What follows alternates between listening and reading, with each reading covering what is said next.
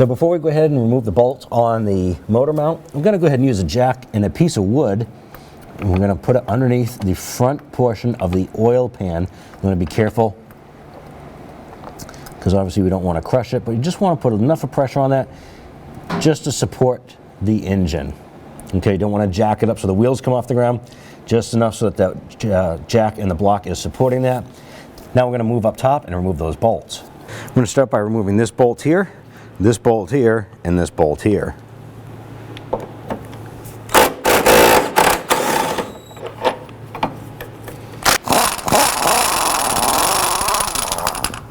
All right, we're going to switch over to a shallow socket, and we're going to go ahead and get to this back bolt.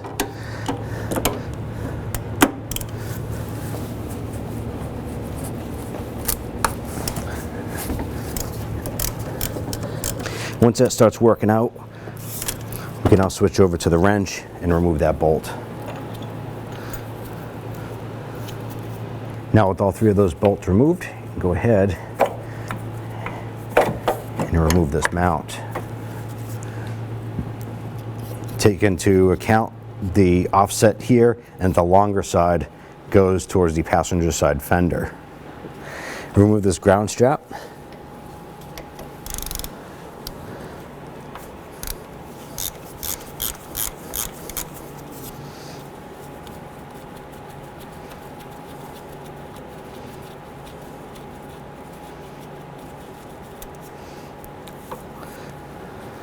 Next, remove this bolt and this stud and bolt right here.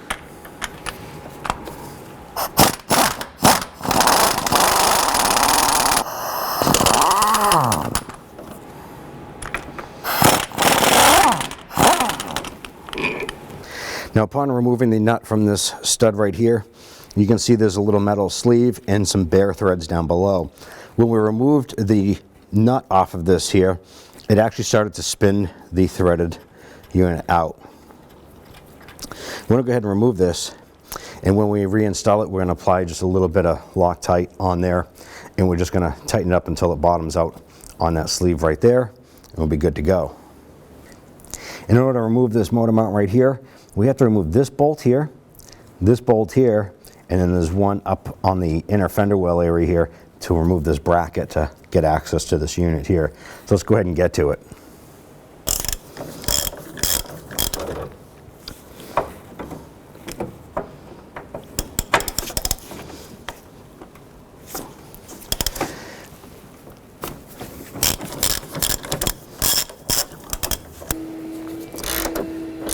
Now we're using a 14 millimeter for all three of these bolts on this bracket.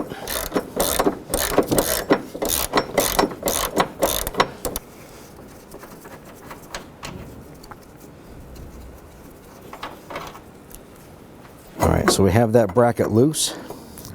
Now what we're going to try and do is get down on the side of this mount. There is a bolt forward of the mount and one after the mount.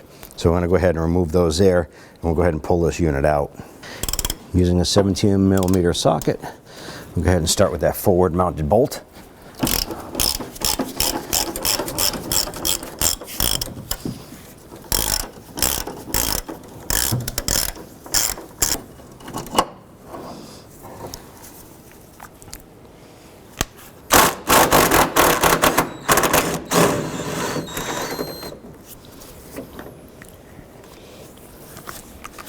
I want that bolt loose. I'm going to go ahead and try and work this mount out. Just work this around the back of the hoses there and just work it out.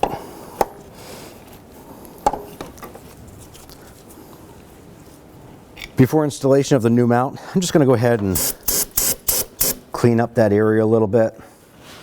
Just wipe it down, make sure there's no debris in the way. Just going to make sure that that mount sits flush and there's no leaves or junk in the way that's going to hinder installation of the new part. Before reinstalling the motor mount, we did clean off the inside of the frame rail for that, but what we want to do is pay attention to the threads on the bolts. Go ahead and use a wire brush to clean the threads. I'm going to clean that up so there's no garbage in there. What we're going to do is take one of the other bolts, drop it right in. This is going to help us because there's not a lot of room to get your hand down in the back there once this mount is in there. So this will get it lined up. You won't have to worry about trying to drop that bolt in afterwards.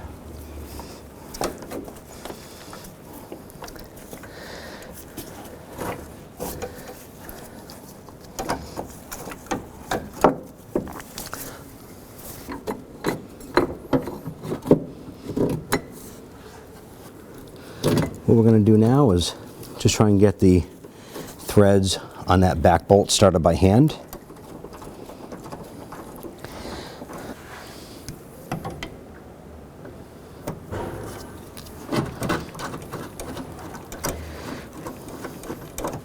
Once you know you get them both started, a few threads, we're going to go ahead and snug those down.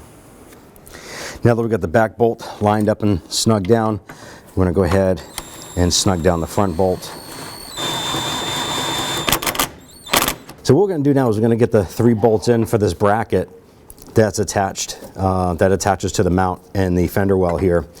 Now you're probably asking, why didn't we just remove this whole bracket from the vehicle? Well, there's a bracket attached to this bracket that actually has or holds the ABS brake lines on the back side, and there's a tiny little bolt on the back side that holds it. We're able to do this motor mount without removing this from the vehicle, just taking the bolts out and allowing it to move back. So that's why we left it in the vehicle. It does not have to come out completely. So now let's go ahead and we're going to get these bolts started in this bracket and into the mount.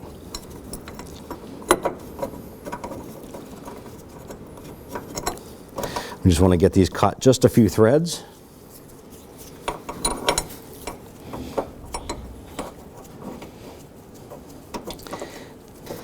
And once those 2 bolts are cut and threaded in a couple threads, we're now going to go ahead and get the last bolt in on the upper portion here. Here we go. Once you feel it caught a few threads, just spin it in as far as you can. And then we'll go ahead and get our socket on there.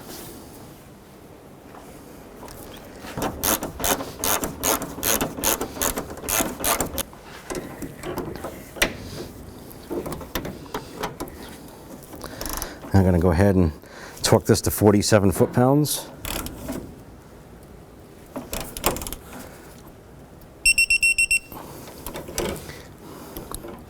And do the same for this one.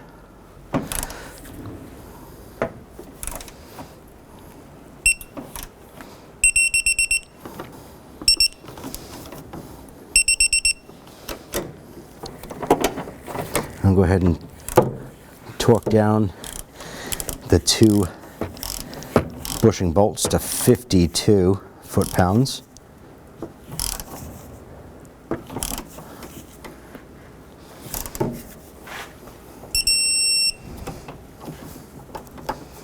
And do the same for the forward mounted one.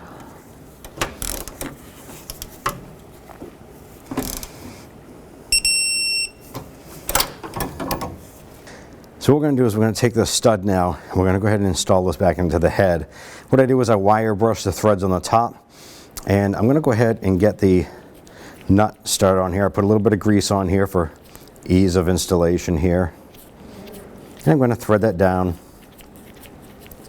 Then what I'm going to do is I'm going to take another nut. I'm going to chase that.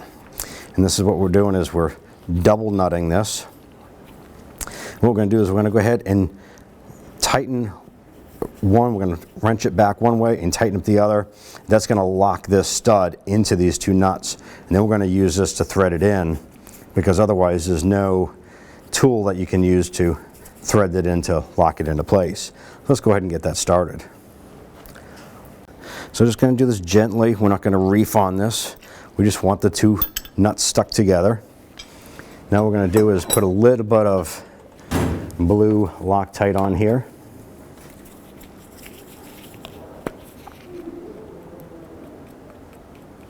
Just a little bit. And then we're going to go ahead and thread this into the cylinder head. Let's go ahead and get that done.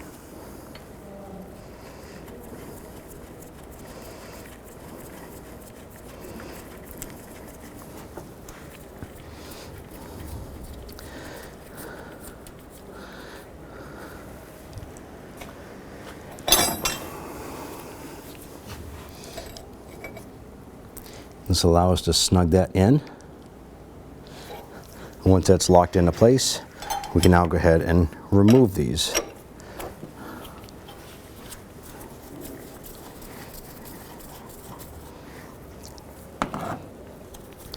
Now that was just an extra nut that we had sitting around in a box. That's why we were able to do that.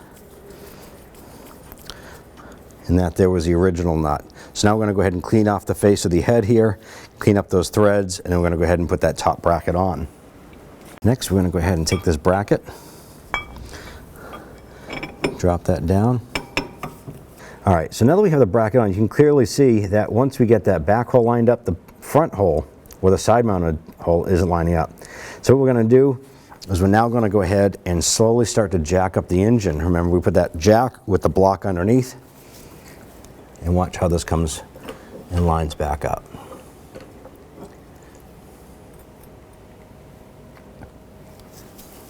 So what I'm going to do is line up that back one there, get that bolt started. I'm going to go ahead and get that front nut started on there.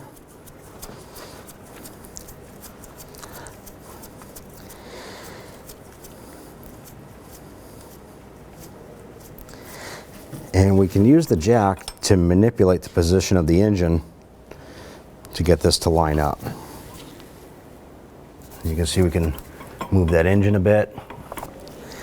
Taking that third bolt, you can move that there and just rock that engine and get those threads started.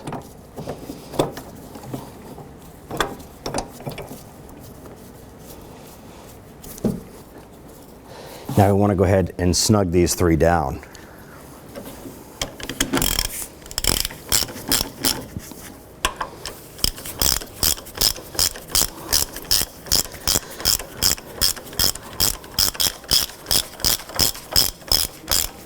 I'm going to go ahead and torque these bolts down to 54 foot-pounds.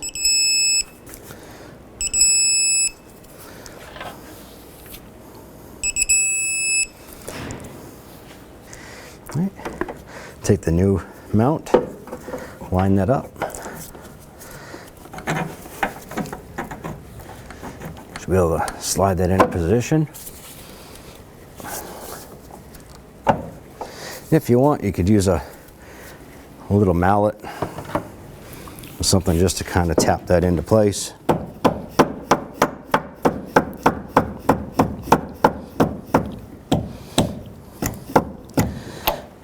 While you're trying to line up the back bolt hole here, make sure you can line up the two over here.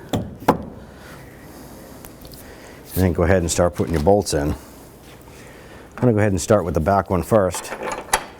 Line that up. Get it started a few threads.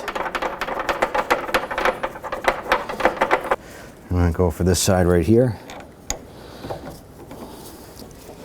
Get that started a few threads, and then we'll do the same for the last one. Making sure that you have the bracket mounted the proper way.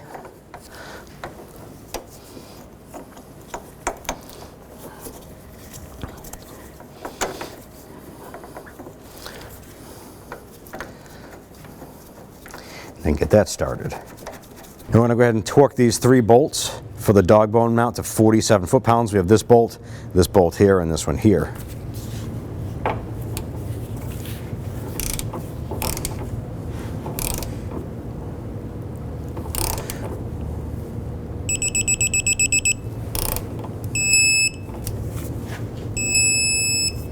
Don't forget to hook up that ground strap, so grab your 10mm bolt. Go ahead and get that started.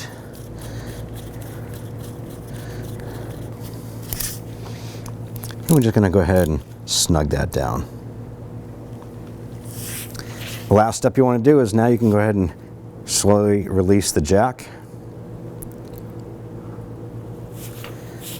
and remove that from underneath the front of the vehicle.